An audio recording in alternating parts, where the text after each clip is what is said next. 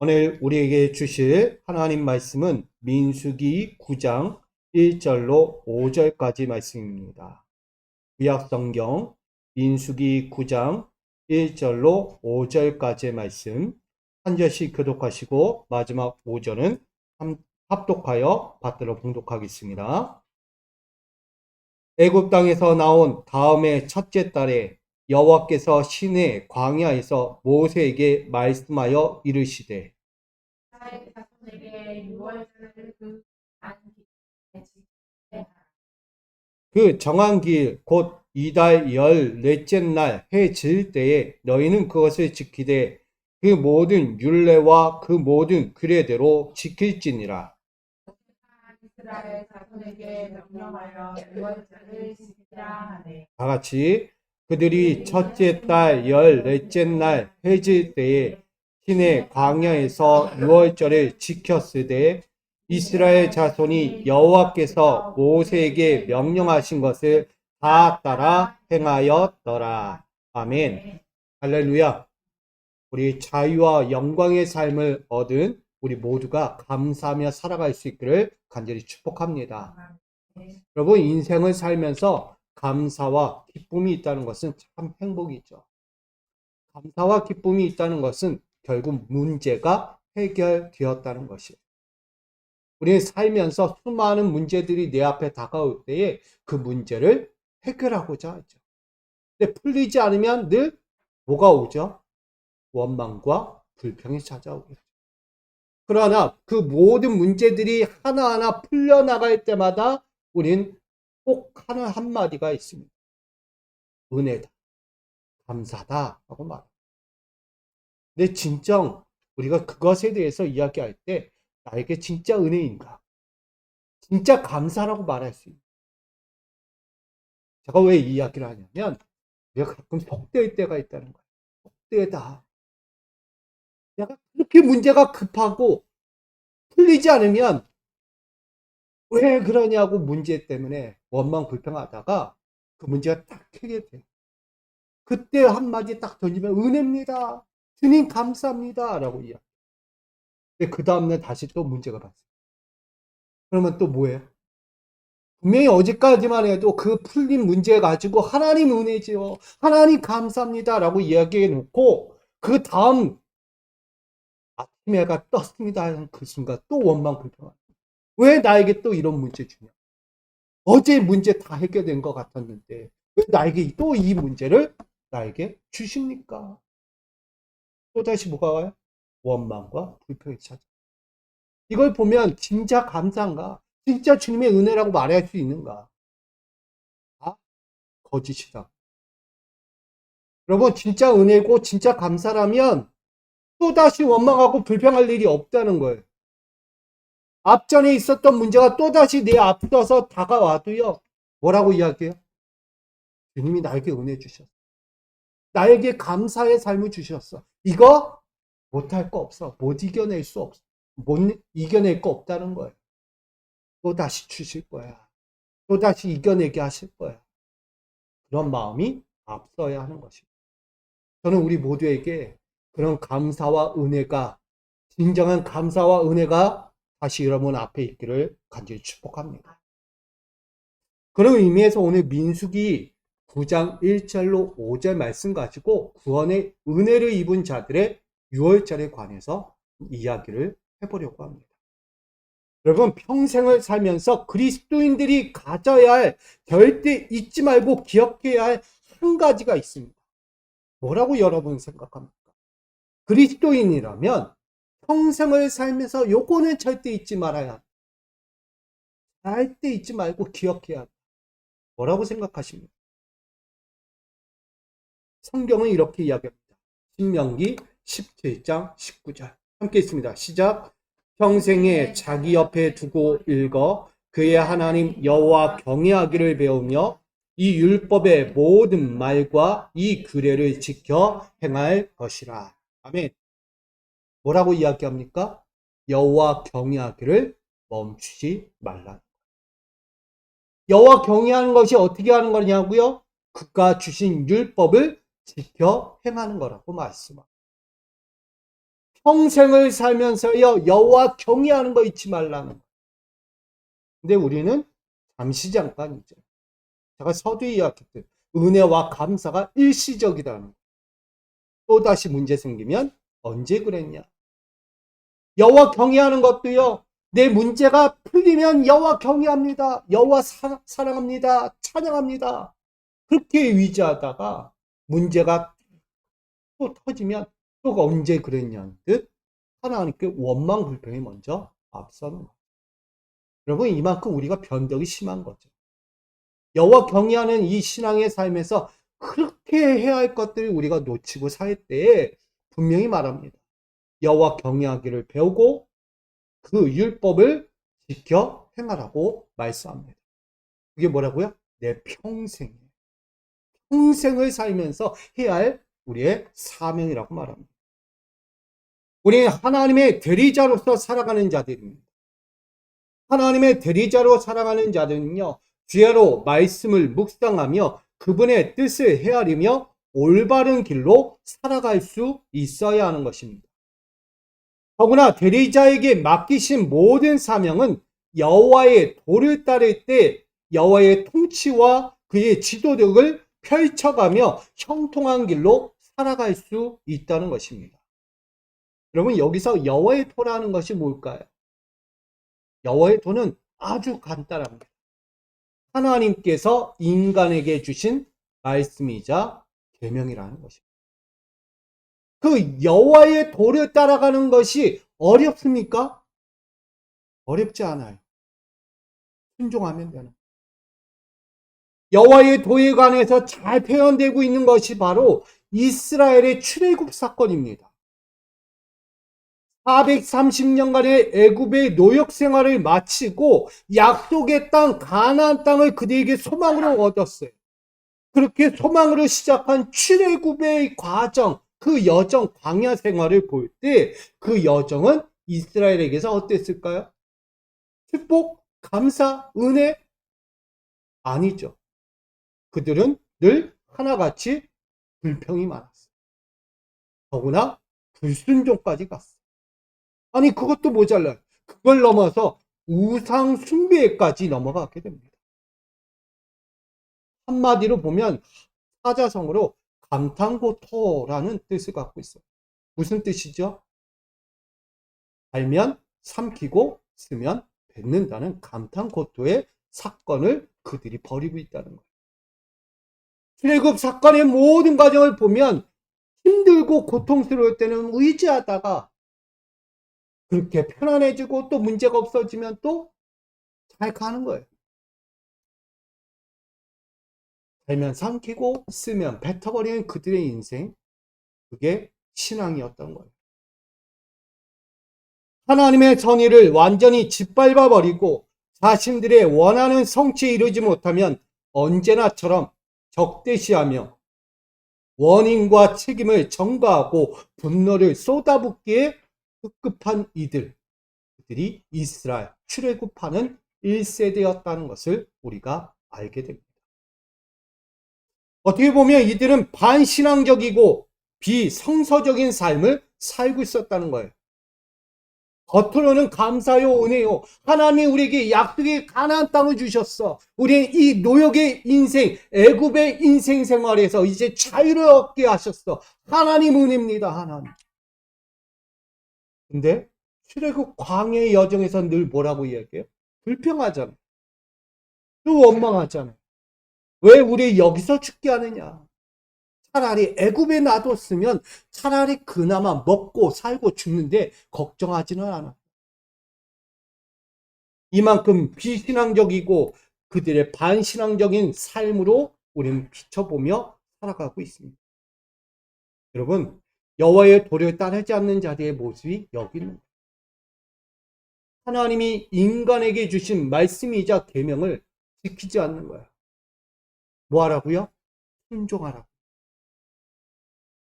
그냥 내 말에 순종하고 가면 돼.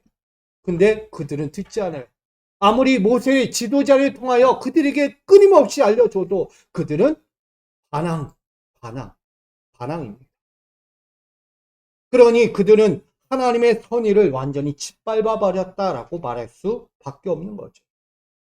이렇듯 출애굽하는 그들에게 여호와의 명령대로 살아가야 할 이유가 분명히 생긴 거죠. 그들이 지금 출애굽하는 과정에서 가나안 약속이라는 땅까지 가는 데 있어서 분명히 그들이 갖춰야 할 것들이 하나가 분명히 있다는 것. 절대 잊지 말고 기억해야 할 것. 그것이 여호와의 명령 따라. 그래서 그들에게 분명한 여호와의 명령대로 순종을 가르치며 권면했습니다. 하나님의 백성이라는 말은 하지만 소극적이고 형식적이며 무지한 신앙 태도로 파생하여 나아가는 그들, 한마디로 불순종에 위한 종말론적 시간들을 갖고 살아가는 그들에게 다시금 순종에 위한 영원한 시간으로 바꾸시려는 하나님의 의도를 모세를 통해 바라보게 됩니다. 그러면 출애굽 사건 안에서는요, 뭐가 되냐면 불순종에 의해서 종말론을 살아가는 거예요. 어디서 죽어요? 광야에서 죽는 거예요. 그러나 하나님은 거기서 죽기를 원하지 않습니다. 어디까지 가기를 원해요? 약속의 땅까지 가기를. 그게 바로 순종에 의한 영원한 시간이라는 거예요. 오늘 우리에게도 동일합니다. 내가 하루를 살면서 내 이 시간을 살면서 종말론적인 시간을 보내고 있는가? 아니면 나는 영원한 시간을 보내고 있는가를 분명히 깨달아야 합니다. 종말론적 시간이라는 것은 불순종이지, 영원한 시간은 순종에 의한 시간이란 거예요. 저는 여러분들이 영원한 시간 가운데 서 있기를 간절히 부탁드립니다. 약속의 시간은 허상이 아닙니다. 실상입니다. 여호와의 명령에 따라 순종하는 자들에게 그 약속의 땅을 소망으로 주시는데 사람들은 그 소망을 멈출 때가 있다는 거예요. 뭘로 본다고요? 뜬구름처럼 본다는 거예요. 그냥 소망하기만 하는 거예요. 소망. 그게 불순종하는 자들.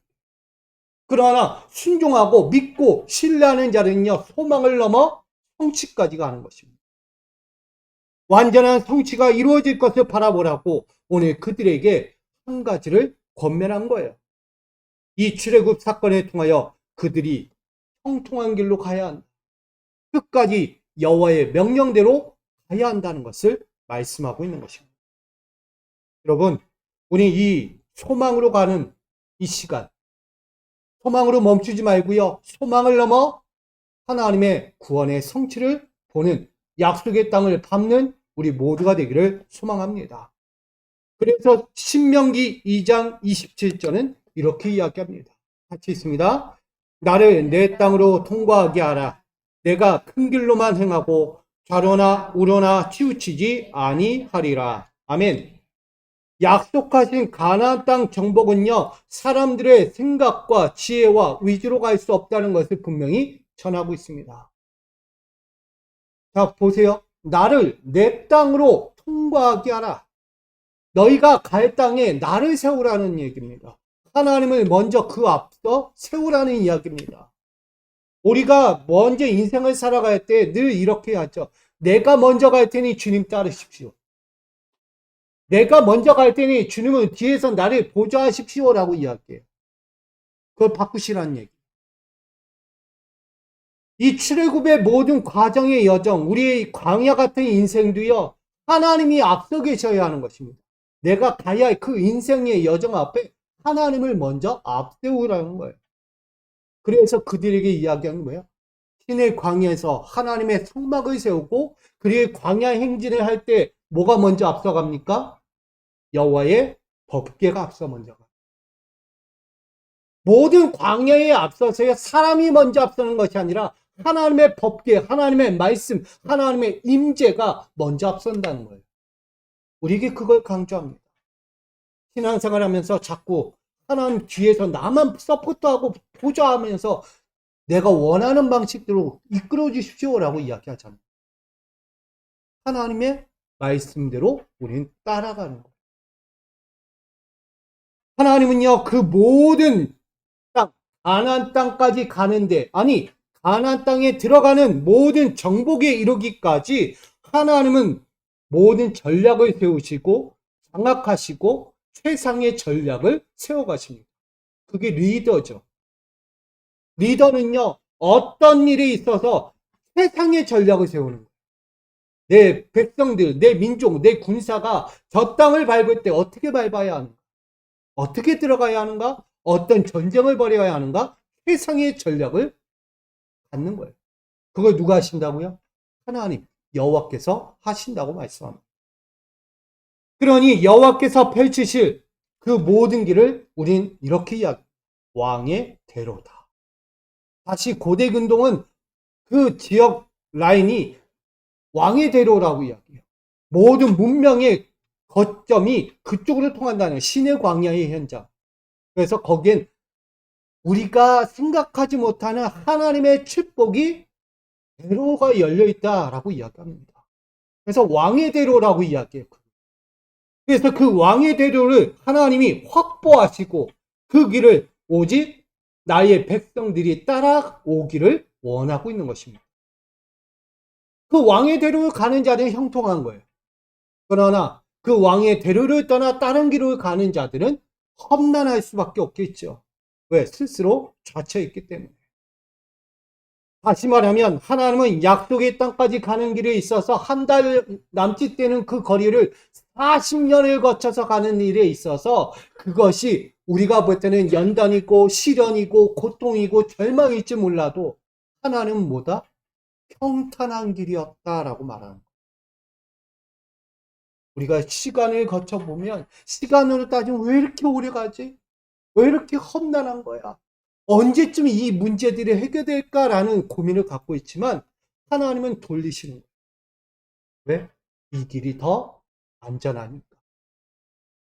여러분, 하나님의 섭리를 안다면 우리가 원망 불평할 일이 없습니다. 근데 이스라엘은 원망 불평한 거예요. 그 잠시 잠깐을 못 참고 우상 숭배까지 하면서 그들이 하나님께 대적하잖아요. 여러분, 이처럼 애굽에서 탈출한 지 2년여가 지난 지금 신의 광야에 그들은 서 있습니다. 신의 광야의 현장에 서 있는 이스라엘은 믿음도 없어요. 신뢰도 없어요. 또한 앞길에 대한 뭐도 없어요. 소망도 없어요. 꽉꽉 막혔어요. 길도 막히고 마음도 막혀버린 그들의 삶을 봅니다. 완전히 두려움과 걱정들로 앞서 있으니 약속의 가나안 땅은 이야기되듯 소망의 꿈만 바라는 곳이에요. 가나안 땅은 꿈이에요, 꿈. 알 수 없는 꿈만 같은 곳. 여러분, 꿈 이루십니까? 꿈 다 이루십니까? 꿈은 달리 이야기하면 허상이에요. 이룰 수 없는 꿈. 우리 2002년도에 축구하면서 늘 외쳤잖아요. 뭐 하면 된다? 꿈은 이루어진다. 꿈 이루었나요? 제가 생각할 때 꿈이 이루어진다. 대체 어떤 꿈을 꿨길래 꿈이 이루어진다라고 하면서 4강까지 올라간지 모르겠어요. 4강이 꿈이었을까? 여러분 2002년도에 우리가 축구하면서 4강이 꿈이에요 한 사람이 있어요? 다? 아무도 없을 거라고 생각합니다. 16강만 통과해도 잘한 거야. 왜? 어마어마한 대진을 갖고 있었는데 거기서 통과하고 갔다가 독일, 스페인을 물리치고 올라간다는 게 쉽겠냐고요. 그게 꿈에 16강 통과하는 게 꿈이었을 거예요. 근데 그거 통과하니까 뭐가 생겨요? 8강이 꿈이래요. 또 통과하니까 뭐가 꿈이에요? 4강이 꿈이래요. 이제 4강까지 가니까 이제 뭐가 생각나요? 우승이라는 꿈을 꿔야. 이게 인간이라는 거예요. 도달하니까 또 꿈꾸고 도달하니까 꾸는 거예요. 처음부터 그 꿈이 이루어진다는 생각을 안 해요. 4강 간다는 절대 어느 누구도 그런 생각 갖지 않습니다. 이들에게도 마찬가지였어요. 애굽의 노역 생활을 하다가 430년이라는 그 고난의 인생을 끝마치고 가나안 땅 약속의 땅을 딱 듣는 순간 얼마나 희망의 꿈이 생겼겠어요. 네, 그 꿈을 안고 시작한 얼마 되지 않아 그들은 처음부터 홍해부터 문제를 막다트리잖아요. 그러면서 원망하잖아요. 왜 여기서 죽게 하냐고. 꿈은 사라져버린 거야. 여기서 죽는 거예요. 여러분, 이들에게는요, 가나안 땅이 소망에 불과했다는 거예요. 저는 우리 믿음의 성도 여러분들에게 소망으로 끝날 하나님의 은혜가 아니었으면 좋겠습니다. 하나님은 소망만 주는 분이 아니에요. 뭐 하도록? 누리도록. 이게 하나님. 성취하도록 하시는 분이 하나님이십니다. 그 성취하여 나가는 길에 있어서 자꾸만 불순종하니까 이루어지지 않는 거예요. 왜? 꿈이니까. 꿈은 순종합니까? 꿈은 순종 안 해요. 될지 안 될지 모르는 그 불확실한성에 내가 어떻게 내 몸을 맡기고 내 마음을 바치고 내 시간과 열정을 맡기겠습니까? 이루어질지 안 이루어질지 모르는 것에 여러분 투자할 수 있겠습니까? 절대 투자 안 해요. 그러나 확신이 되고 확정이 되고 내 눈에 보인다 그러면 뭐든지 쏟아붓는 거예요. 이들이 바로 그와 같았다는 거예요. 하나님이 그 왕의 대로를 만들어 놓고 그들에게 평탄한 길, 위롭고 온전한 길 만들어 놨지만 그들은 그걸 보지 못해요. 자꾸 옆에 걸 봐요. 사방의 것을 봅니다. 거기가 더 난 것 같아요. 저 뒤에 있었던 애굽이 더 난 것 같아요.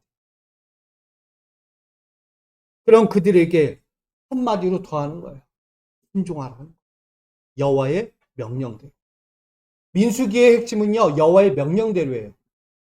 민수기의 모든 핵심은 여호와의 명령대로. 자기 생각, 자기 고집대로 가려는 그들에게 여호와의 명령으로 뭐 하라는 거예요? 순종하라는 것을 가르치고 있습니다. 단순히 말과 글로써 그들에게 무지한 이스라엘을 깨우친다는 것은 쉽지 않았어요. 십계명? 여러분, 십계명을 그들에게 줬지만 시내산에서 모세가 받들어온 그 하나님의 십계명 10가지의 계명을 그들에게 주지만 그들은 뭐에 불과해요? 문자에 불과했다는 거예요.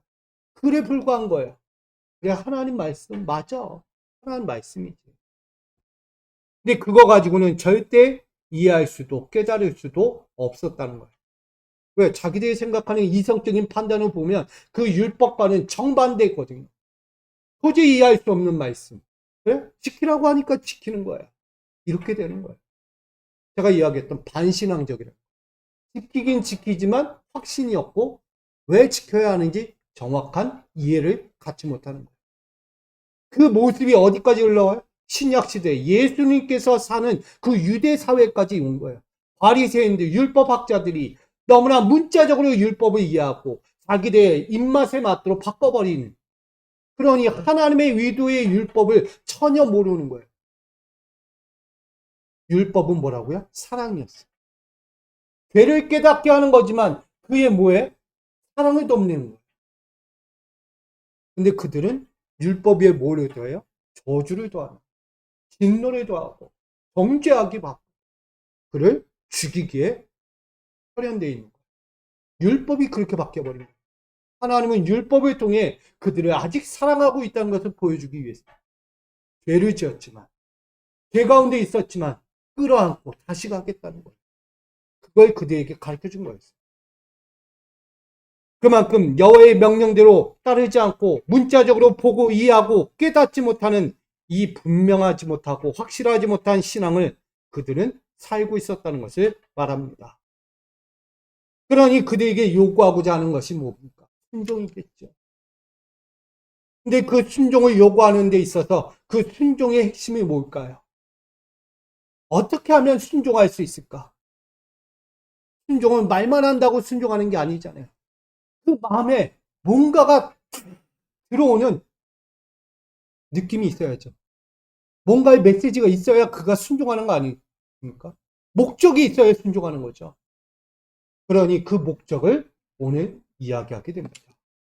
저는 그것을 구원의 은혜를 입은 자들의 유월절 명령이라고 말합니다. 이스라엘의 애굽 땅에서 나오기 전 첫 유월절을 하나님께서 제정하셨어요. 출애굽기 12장 14절.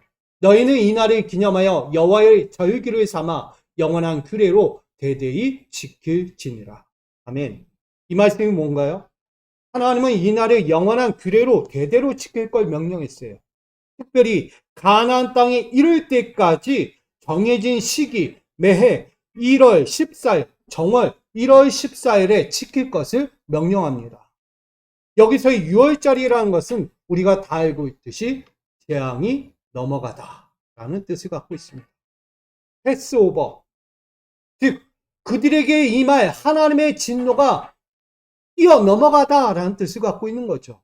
결국 이스라엘은 애굽의 식민지로서 430년 세월 속에 있을 때 그 억압과 박해와 서러움이 너무나 극달했어요. 하나님은 이스라엘의 고통을 외면하지 않으시고 80세의 모세를 부르십니다. 그리고 그를 통하여 애굽 사회로부터 신음하고 있던 이스라엘을 해방시키게 됩니다. 특별히 그 방법이 어떤 방법이요? 10가지 재앙의 방법을 통하여 해방의 열매를 맺게 되죠. 10가지까지 갈 필요가 없던 재앙이었어요. 그러나 당시 애굽의 바로가 완강했잖아요. 완악했잖아요. 보내질 듯 안 보내주고 계속 그런 시간들을 보내다 결국 마지막 10번째 재앙 무엇인지 아시죠? 장자의 죽음을 통해서 비로소 이스라엘이 애굽에서 해방을 하게 됩니다. 이 마지막 장자의 죽임 사건을 통해서 우리는 바라보게 됩니다. 그때가 바로 6월절입니다. 이 6월절, 어린 양의 피, 하나님 백성의 구속을 말합니다. 그것이 출애굽기 12장 13절에 이렇게 증거하죠. 내가 애굽 땅을 칠 때의 그 피가 너희가 사는 집에 있어서 너희를 위하여 표적이 될지라. 내가 피를 볼 때에 너희를 넘어가리니 재앙이 너희에게 내려 멸하지 아니하리라. 아멘. 이스라엘은 1년 된 어린 양의 고기를 구워 먹고 그 피를 문설주와 인방에 바르고 6월절을 지키도록 하여 여호와의 재앙으로부터 그 집이 넘어가도록 하신 사건을 말하고 있습니다. 이날에 애굽의 온 나라는 통곡과 애곡이 가득했지만 반대로 이스라엘은 기쁨과 환희의 완전한 해방을 누리는 구원의 날이 되었다는 것입니다. 이 날을 기념하면서 6월절을 기억하고 지키라는 명령이 오늘 본문 2절과 4절에 등장하고 있습니다. 6월절을 그 정한 기일에 지키게 하라. 6월절을 지키라 라고 명령합니다. 우리가 당시 이 사건을 보게 되면 430년 애굽의 노역 생활을 하던 이스라엘 백성들이 이 애굽에서 탈출하여 지금 시내 광야에 이르기까지 2년 남짓 됐습니다. 근데 이 2년 남짓 동안 과연 그냥 왔을까요? 그들도요, 계속해서 6월절을 지켰다는 것입니다. 안 지킨 것이 아니에요. 지금까지도 계속해서 이 6월절을 지키며 살아왔던 거예요. 근데 왜 특별히 하나님께서 이들에게 시내 광야에서 다시 가나안 땅을 향하여 행진할 때에 이 6월절을 반드시 지키라고 명령할까요? 여러분 그 이유를 좀 이해해요. 왜 앞전에도 지켰는데 왜 다시 또 한번 그 기억하고 지키라고 명령할까? 앞서 우리가 봤듯이 6월절이 지키게 하는 것이 아니에요. 6월절이라는 것이 뭐죠? 내가 죽을 수밖에 없던 죄인이었지만 하나님의 은혜로 말미암아 어린 양의 피로 내가 산 거잖아요. 그 은혜를 기억하고 있었어야 돼요. 근데 그들은 2년 남짓 동안 시내 광야에 이르기까지 그들은 하나님의 은혜를 잊어버렸다는 거예요. 그들이 살아있는 것, 그 삶의 자리를 누가 만들었는지를 기억하지 못했다는 거예요. 계속해서 원망, 불평. 비신앙적으로 그들은 반신앙적으로 살아왔던 것을 보게 되는 거죠. 그러니 산에 올라가 하나님의 말씀을 다시 한번 그들에게 강조하고 다시 성막을 통하여 시작할 때에 이것은 인구조사 전에 일어난 사건입니다. 그래서 그들이 행진하기에 앞서서 하나님이 그들에게 명령하는 거예요. 6월절을 지켜 행하라. 결국은 시내 광야에서 성막을 세운 직후 인구 조사가 이루어지기 전 명령으로서 정한 기일, 여기에 정한 기일을 이야기합니다. 이 기일인 우리가 알고 있는 정월 1월 14일, 태양력으로 하면 3월과 4월 달로 이야기됩니다. 그래서 그날을 늘 기억하고 그날만 되면 유월절을 온전하게 거룩하게 하나님의 베푸신 그 구원의 은혜를 기억하라고 말하는 거예요. 살면서 주의 은혜를 기억하지 않는 자들이 얼마나 많은가. 기억한 것 같은데 기억하지 않고 늘 원망하기 바쁜. 그러니 이 유월절을 지키면서 그분의 이스라엘에게 베푸신 구속의 손길을 끝까지 잊지 말고 앞으로도 전진하기를 원했던 거예요. 광야의 여정이 쉽겠습니까? 우리가 알고 있던 이스라엘 보면 역시 그래요. 역시. 아주 든든해요. 아주. 뭐가 든든해요? 반 한 끼 든든하다는 거예요. 뭐만 하면 반 한 끼 그냥. 대들기 아주 쉬운 사람들. 결국 그들은 어떻게 됩니까? 출애굽 1세대는 광야에서 완전히 소멸합니다. 뭘 안 지켰습니까? 유월절 안 지켰어요. 유월절 안 지켰어요? 지켰어요. 그러나 뭐가 없습니까? 그들의 진실한 순종이 없었기 때문에. 형식적인 유월절을 지키는 자와 그 마음의 정성을 담고 하나님의 은혜를 기억하면서 지키는 유월절과는 전혀 다른 거예요. 제가 서두에 이야기했지만 똑같은 은혜, 똑같은 감사가 아니라는 거예요. 어느 누군가는 진짜 은혜고 진짜 감사인데 어느 누구는 일시적인 감사요 은혜다는 거예요. 그러니 훗날의 인생이 두 갈래로 바뀌게 되는 거죠. 여러분, 뭘 이야기하는지 아십니까? 광야의 여정에서 반드시 일어날 수밖에 없는 일들이에요. 그들은 또다시 반역할 수 있는 자들, 또다시 하나님 앞에 원망과 불신앙으로 설 수 있는 자들이 그들이었다는 것을 알고 있어요. 그래서 하나님은 그들을 보면서 끝까지 권면하는 거예요. 유월절 지켜, 유월. 너희가 애굽에서 죽으리 인생인데 이 광야로 내가 건져냈어. 근데 광야의 인생의 여정이 지금까지 오면 2년 동안 오면서도 너희를 어떻게 인도했는지를 보라. 너희는 광야의 죽으리 인생이지만 지금도 살아있다.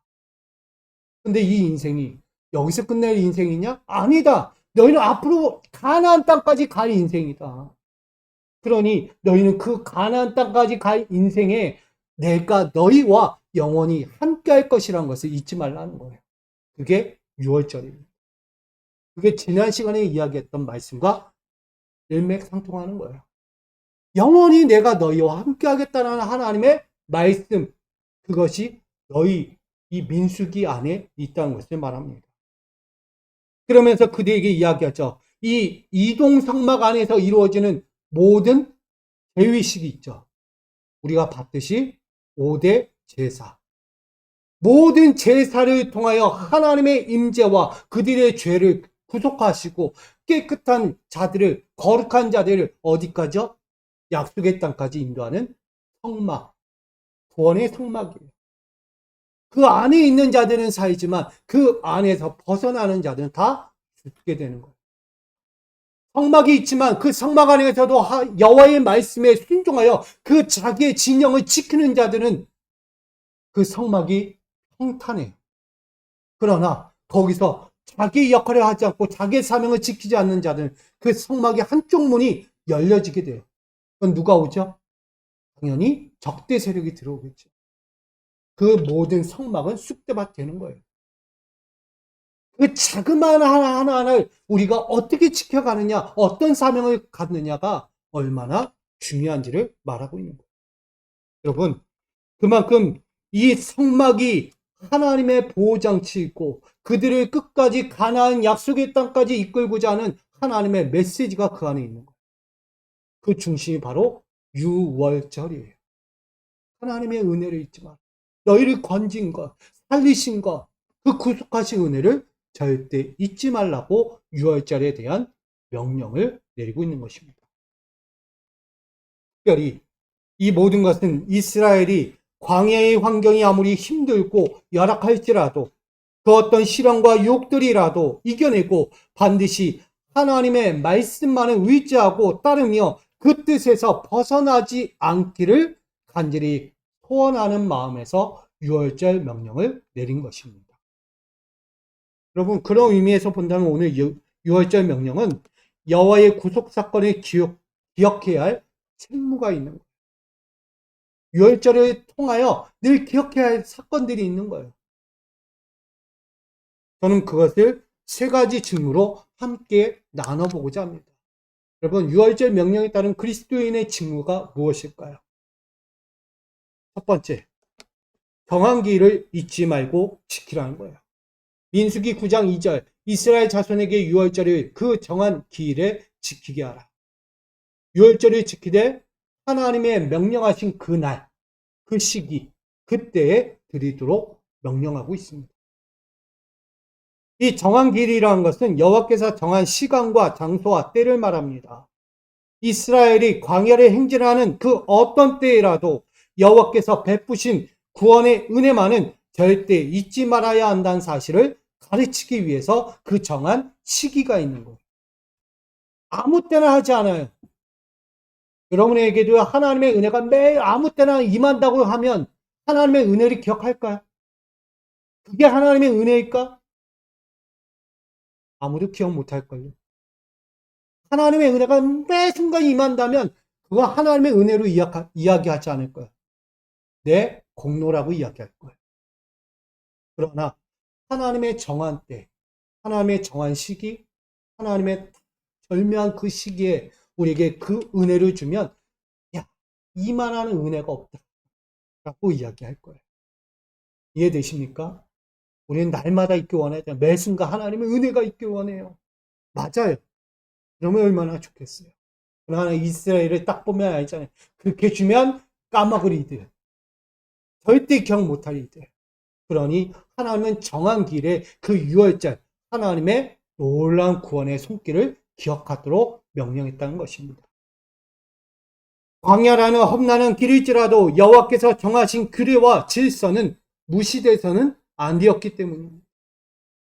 성막 안에서 이루어지는 모든 그들의 삶, 광야의 모든 행진, 하나님은 질서였어요.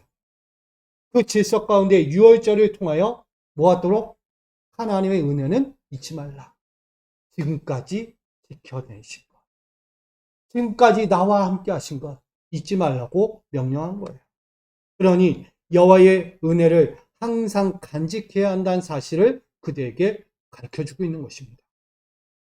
그러므로 이 정한 기일을 지킨다는 것은 여호와께서 펼치시는 왕의 대로여서 그 왕의 대로 가운데 서 있는 사람들의 삶에 베푸신 무한하신 은혜이자 기쁨의 근원임을 확인하는 시간이었다라고 말할 수 있는 거예요. 유월절의 시간은요, 다시 말하면 하나님이 베푸시는 무한하신 은혜와 기쁨의 근원이 어디서 왔는가? 하나님께 있다. 내가 이렇게 평탄하고 안전하고 기쁘고 행복한 건 누구에서 왔다? 하나님께로부터 왔다. 이것을 알려주기 위해서 말하고 있는 것이죠. 두 번째는 모든 율례와 규례를 잊지 말라고 말합니다. 민수기 9장 3절에 그 모든 율례와 그 모든 규례대로 지킬지니라. 언제? 그 정한 기일 이달 14째 날. 매해마다 1월 14일만 되면 그들은 지켜야 하는 거예요. 무엇을? 하나님의 명령, 율례와 규례를 지키라고 말합니다. 이것은 출애굽기 12장 1절로 14절 말씀과 오늘 본문에 나오는 9장 6절로 8절까지의 말씀에 더 추가하여 등장하고 있습니다. 출애굽기 12장 말씀에 보게 되면 우리가 다 아는 말씀이에요. 그들이 430년 노역 생활을 하고 있던 애굽 생활 가운데서 이제 탈출해야 하는 거예요. 근데 탈출할 때 어떻게 탈출해야 할까요? 그냥 끌고 가면 될까요? 하나님은 모두 계획이 있었어요. 그래서 그 가족, 이스라엘의 가정의 수에 따라 그 어린 양을 잡고 그 어린 양의 잡은 그 피를 임방과 문설주에 바르게 하고 나아가서 그들이 갖고 있는 음식을 먹을 때에도 흠없는 양의 피, 그 잡은 고기를 삶아 먹지 말고 구워 먹도록 했다는 거예요. 그리고 그 방에서 절대 나오지 못하도록 단단히 경고하십니다. 뭐하기까지? 하나님의 재앙이 그 집에 넘어갈 때까지. 그렇게 하나님은 명령합니다. 그리고 그 음식은 아침까지 남겨두지 말고 혹여라도 아침까지 남겨놨다면 불살르도록 명령합니다. 이것이 출애굽기 12장 1절로 14절에 나와 있는 말씀입니다. 그러면서 또 하나의 율례와 규례를 추가로 말씀하는 게 오늘 본문 9장 6절로 8절 말씀이에요. 그 말씀이 뭐냐? 사람의 시체를 만지지 말라. 죽은 자의 몸을 만지지 말라. 왜냐하면 당시 이스라엘에게는 부정한 사건이 뭐냐? 죽은 시체를 만지는 걸 부정하다라고 여겼기 때문에. 그래서 어떤 이유에서든지 시체를 가까이 하지 못하고 금지하도록 그 정한 기일에 하나님께 또한 헌물을 드리도록 명령했다는 거예요. 이 헌물을 드린다는 것은 하나님이 그 구속하신 은혜에 대하여 뭐 하라는 거예요? 감사라는 거예요. 은혜를 잊지 말라는 거예요. 너희가 생명을 갖고 있는 것 다 하나님의 은혜다. 그러면서 이야기하는 거예요. 출애굽기 12장 11절 말씀. 너희는 그것을 이렇게 먹을지니 허리에 띠를 띠고 발에 신을 신고 손에 지팡이를 잡고 급히 먹으라. 이것이 여호와의 유월절이니라. 지금까지 무엇을 한 거예요? 그들에게 너희는 이것을 하고 집에 문설주에 양의 피를 바르고 너희는 먹을 것도 어떻게 먹고 더구나 시체도 만지지 말고 그 가까이도 하지 말고 부정한 것들 가운데 가까이 하지 말고 너희는 견고히 서서 기다리라는 거예요. 그것도 급히 기다리고 있으라는 거예요. 여기 급히 먹으라는 것은 음식에 대한 부분이겠지만 모든 것은 하나님의 구원이 언제 일어날지 아무도 모르니 깨어 있으라는 얘기입니다. 그렇게 유월절 양을 먹을 때 이스라엘 백성들이 취할 자세로서 그들에게 선택사항이 아니라 의무사항이었다는 것을 말하고 있습니다. 해도 되고 안 해도 되는 사건이 아니라 반드시 지켜야 할 사건이었다는 것이 유월절이었다는 것이죠. 그러니 그 유월절의 사건에 대해서 청종하고 소홀히 해서는 안 되었다는 것을 말하고 있습니다. 여러분, 이스라엘 백성들이 시내 광야에서 다시 약속의 땅까지 갈 때에 이 약속의 유월절을 소홀히 하거나 게을리했다면 과연 그 약속이 이루어질까요? 하나님의 진노의 재앙, 양의 피로 말미암아 넘어갔지만 이 유월절을 지키지 않는 자들은 광야에서 그대로 죽을 수밖에 없다는 거예요. 아무리 성막이 있고 하나님의 제사들이 드려진다 할지라도 그 하나님의 진노는 그 가운데 임할 수 있다는 거예요. 무엇이든 안전하다? 절대 그럴 수 없습니다. 무엇하는 자에게 순종하고 따라가는 자에게는 안전하지만 지키지 않는 자는 하나님의 성막 안에 있어도 죽을 자는 죽는 거예요. 왜? 명령을 따르지 않았으니까. 여러분, 청종하고 소홀히 하지 않는 인생 우리가 되기를 소망합니다. 하나님의 명령에 자꾸 소홀히 하지 마세요. 게을리 하지 마시고 청종하고 깨어있을 때, 들려줄 때, 알게 하실 때 변화되고 깨달아지고 다시 시작하기를 부탁드립니다.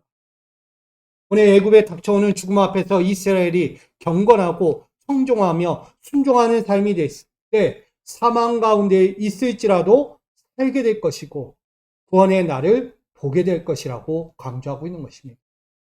그러므로 모든 율례와 규례를 지킨다는 것은 애굽의 위기와 사망의 그늘에서 벗어날 사람들에 대해서 이야기하는 거예요.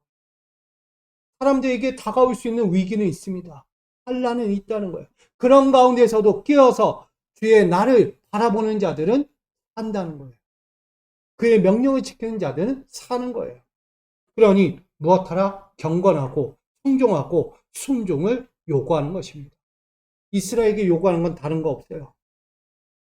이 사건은 청종과 순종, 이 모든 것을 통해서 유월절을 통해서 체험하게 하는 거예요. 하나님의 구원의 은혜를 계속해서 뭐하라? 체험하도록. 당시 애굽에서의 체험만으로 끝나지 않고요. 광야에서도 체험하고 가나안 땅에 들어가서도 하나님의 구원의 은혜를 체험하도록 하기 위해서 유월절을 대대로 지키도록 명령한 것입니다. 이것을 우리에게 요구하는 체험적 신앙, 말씀 선포라고 저는 이야기해요. 앞전에 이야기하는 첫 번째 우리가 이야기하는 게 뭐예요? 정한기를 잊지 말라는 것은 쉽게 얘기하면 우린 예배입니다. 이 시간 예배예요. 우리가 시간 되고 정해진 장소, 때가 되면 모여서 하나님께 예배하는 거예요. 근데 이 예배는 단순한 예배가 아니라 하나님의 은혜, 예수 그리스도를 통하여 나를 구속하시고 나를 살리시고 나를 구원의 자녀로 부르신 그 은혜를 기억하는 이 예배 현장이잖아요. 그 예배를 통해서 우리는 다시 한번 그 율례와 규례를 지키며 어디까지 갑니까? 말씀을 선포하는 자리에까지 가는 거예요. 지금 이 시간, 이 말씀이 선포하는 하나님의 말씀을 듣는 자리에 있는 거예요. 그러면 하나님 말씀을 단순히 듣고 가지 말라는 거예요. 순종하라는 거예요. 경건한 마음으로 듣고 따라 순종하라는 것입니다. 그러한 자들을 향하여 말하는 거예요. 세 번째가 순종을 잊지 말고 지키라는 것입니다. 민수기 9장 5절 다 따라 행하였더라. 이스라엘 백성들은요, 그 말씀을 지켜 행했다는 것을 말하고 있습니다.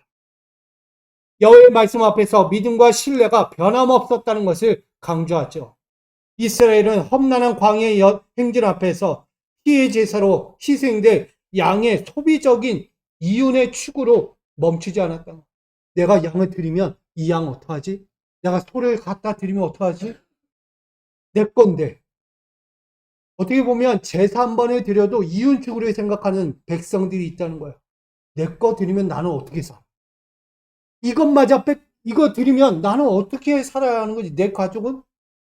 뭐든지 이윤 추구를 하는 거예요. 내가 하나 주면 둘을 얻을 수 있는 거냐? 하나를 주고 아니면 하나를 얻고 둘을 뺏길 것이냐? 이런 여러 가지 판단과 기준 가운데 있는 그들에게 이 유월절은 다른 의미예요. 그렇게 생각하지 말라는 거예요.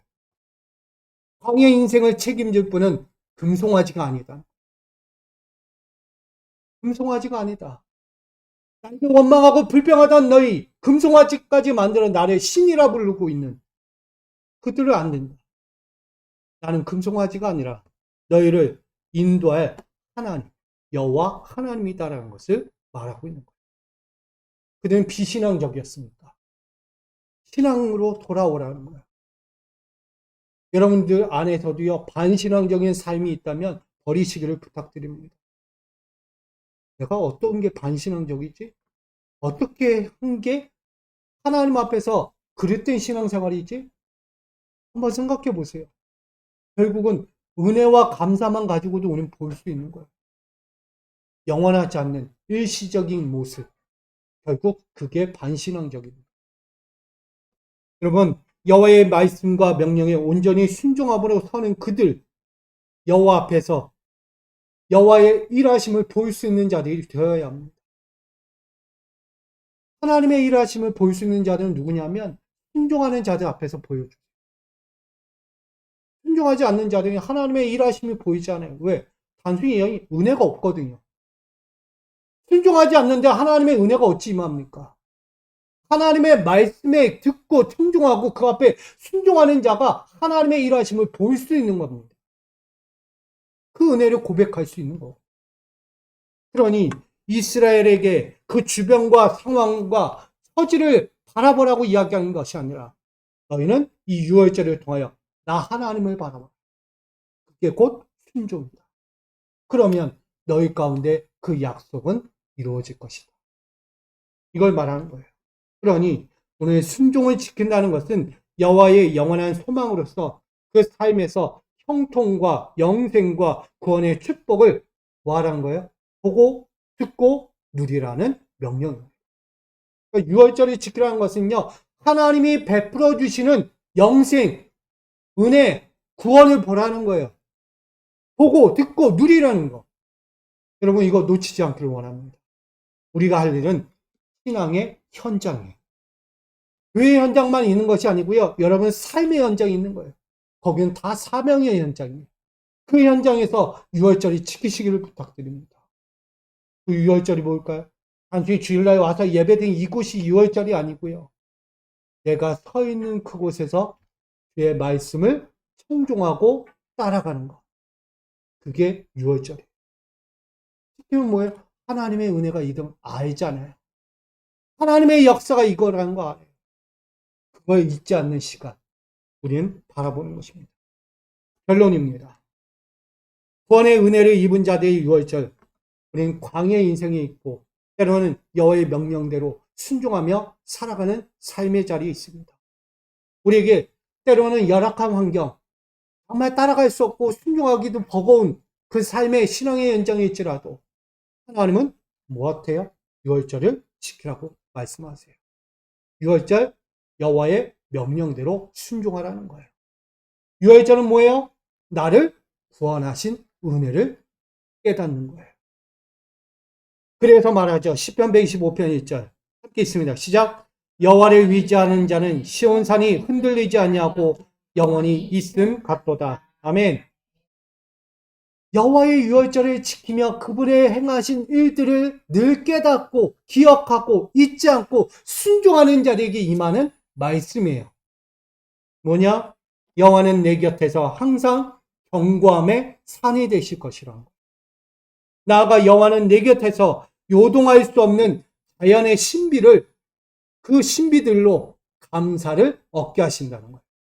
내가 서 있는 자연의 신비들을 누구에게 준다? 나에게 준다. 그게 감사해요. 비 하나만 내려도 살랑이는 바람 한결 같아도 그것이 나에게 불어오는 은혜이자 감사가 되는 거예요.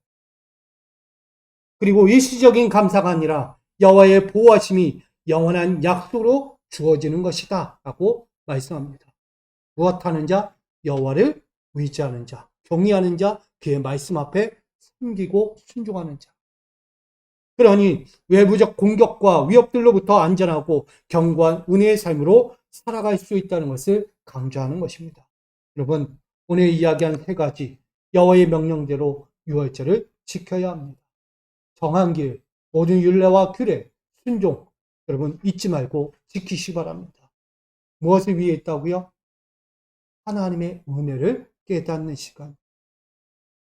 여러분 예배 현장에서든 말씀의 선포가 이루어지는 곳이든 내 사역의 현장 어디에서든 그 유월절을 온전히 지켜서 그 은혜가 과거로 머무른 것이 아니라 앞으로도 영원히 이루어지는 구원의 은혜가 여러분 삶에 있기를 간절히 축복합니다. 여러분 믿음이 있다면 신뢰가 있다면 가능합니다. 흔들리지 않으면 가능한 거예요. 저는 자꾸 일시적인 은혜와 감사만 고백하지 말고 영원했으면 좋겠어요. 언덕성이 이스라엘 되지 말고 꾸준한 감사와 기쁨으로 여러분 인생을 마무리할 수 있는 우리 모두가 되기를 주님의 이름으로 간절히 축원드립니다. 우리 이렇게 인사하고 마치겠습니다. 인생과 신앙의 유월절을 지킵시다. 인생과 신앙의 유월절. 할렐루야. 우리 인생과 신앙의 유월절 멀리 있지 않습니다. 이미 나에게 임하고 있어요. 그 임한 유월절을 잘 지켜서 우리 인생에 좌주우져되지 말고 날마다 하나님이 이끌어 가시는 초월적인 은혜도 누리고 기적의 은혜를 간증하며 살아가는 우리 모두가 되기를 주님의 이름으로 축복합니다. 사랑과 은혜 하나님, 우리의 인생에서 주님을 봅니다. 여호와의 말씀을 믿고 신뢰하며 지켜 살기를 원합니다. 내 삶이 아무리 열악한 상황에 처할지라도 불순종이 아니라 부끄러움에 서는 것이 아니라 절대 순종으로 온전한 신앙을 이루어 하나님의 영광에 그 초월적인 은혜와 기적들을 맛보며 하나님의 영광을 감사로 고백하며 사는 축복의 자녀들 되기를 원하오니 우리 사랑하는 모든 성도들 인생과 가정과 기업을 지켜 주시옵소서. 함께 하실 예수 그리스도의 이름으로 감사하며 기도하옵나이다. 아멘.